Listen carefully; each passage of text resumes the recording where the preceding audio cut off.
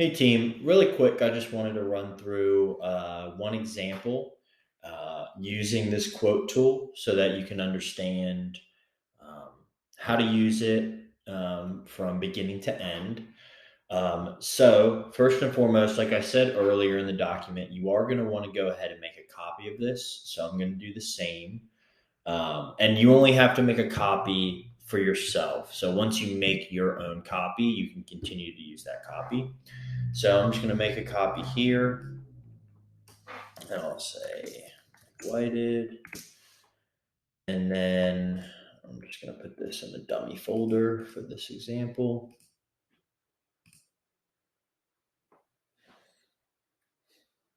Just a second to load. All right. Now, once you have your quote tool and you have your own copy, depending on if it's a stabilized deal or a lease up. So remember, stabilized means that they are fully occupied or at least above 92% occupancy. Lease ups are for properties that have not yet um, started their leasing. So if it is a stabilized deal, we'll go over here and I'm just going to put in, say, whited apartments. Let's say in my apartment complex, I have 278 units. As you can see, just making that change updated the cells down here. We'll change it to, say, Chicago. Once I make that change, as you'll make these changes, you can see the cells below will change. We'll say we're going suburban. And let's say our estimated pass through is 25, and we will start we'll just keep November. And say we'll do 2,500 for our setup fee. So this now pulled in what the rate card would be for a Chicago suburban tier, or Chicago suburban community. So that will be 666, 11, 11, 11, and then 15 moving forward. So if I go over to the stabilize tool, we will then see that new rate put on this page here. And then just make sure, it's a good thing to point out. When you do make a copy, you will need to go to both the stabilize do not edit and lease up do not edit so that you can change this part here on the bottom to put your contact info. So usually when giving a client their first quote or proposal, we will want to show them rate card and then let them negotiate after that. So assuming this is good to go, we'll go file, download, and then select PDF. And then we'll want to make sure it is current sheet up in the top right, and then the scale is fit to page. And then you can just click export and it'll download that PDF for you. Now, you can go ahead and send that to the client. Let's just say they want to come back and negotiate. If they want to negotiate and you have to change these cells in here for the per unit fee, you can see up in the formula bar up here that this is a large formula that's looking to grab the rate card. We don't want to break that in our master file.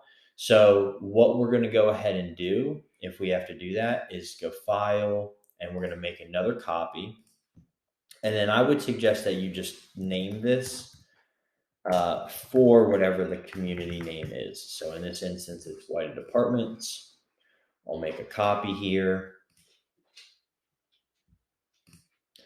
And when you make that copy, everything should pull over. So we still have 278, Chicago, suburban, the 6, 11, 15, so on and so forth.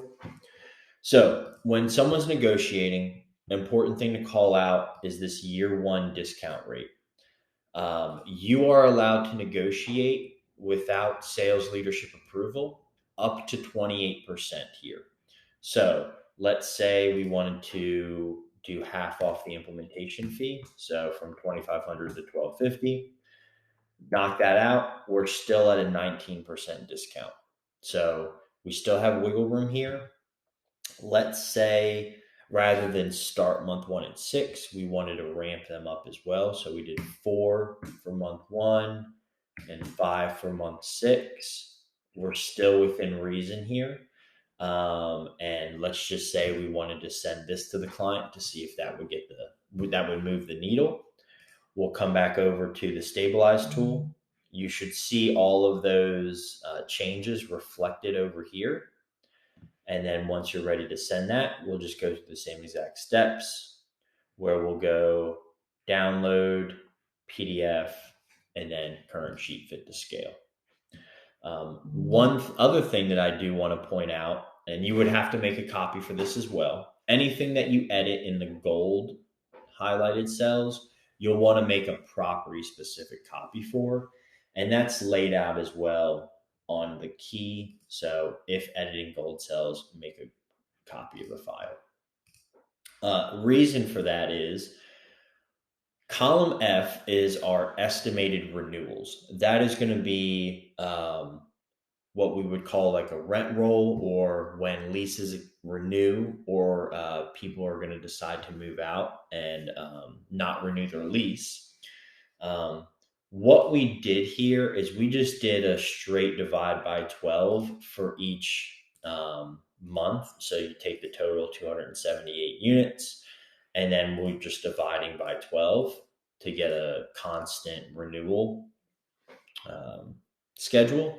This is very much usually not the case for multifamily. And they like to have renewals happen in late spring to the summer, because that's when there's the most movement in the rental market. And that's usually when they can charge the higher prices.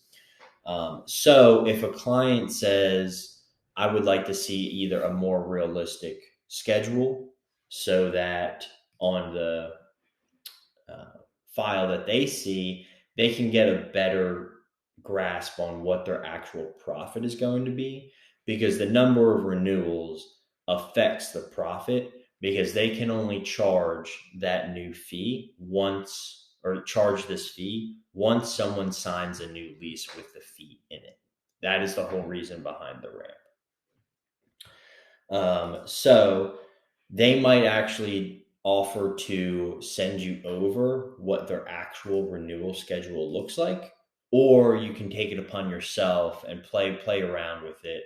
So like if we know we're launching in November, November is not in that peak rental market season. So let's just say we wanted to play that it was going to be lower through the winter. So say 15, and then say 12, and then 15, and then once we get to say March, it gets closer to 30, April's 35,